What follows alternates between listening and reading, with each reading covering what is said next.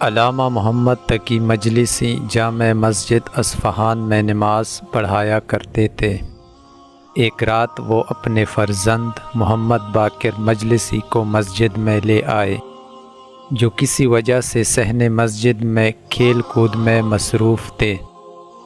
علامہ محمد تقی نماز میں مصروف تھے کہ فرزند محمد باقر مجلسی نے صحن مسجد میں رکھی ہوئی پانی سے بھری ہوئی مشق میں سوراخ کر دیا اور بہتے ہوئے پانی سے کھیلنے لگا۔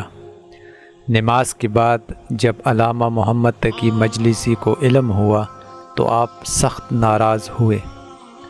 گھر جا کر اپنی زوجہ کو سامنے بٹھایا اور پوچھا، میں نے حمل ٹھہرنے سے پہلے اور حمل ٹھہرنے کے بعد غذا کے سلسلے میں اسلامی دستورات کی رعایت کی تھی، اور اس کی ولادت کے بعد اب تک تربیت کے اصولوں پر عمل کرتا آ رہا ہوں، لیکن آج اس کا عمل ہم دونوں میں سے کسی ایک کی کوتاہی کی نشاندہی کر رہا ہے۔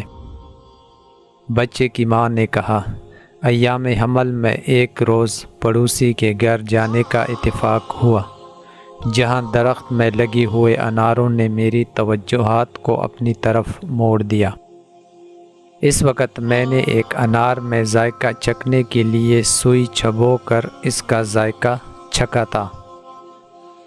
توجہ کریں، حمل کے زمانے میں ماں کا پڑوسی کے انار کا اس طرح کھانا یا چکھنا بچے کی شخصیت پر اتنا اثر انداز ہوتا ہے، تو حرام غذا کا مسلسل استعمال اس آنے والے بچے کو انسانیت اور اسلام سے کتنا دور کر دے گا۔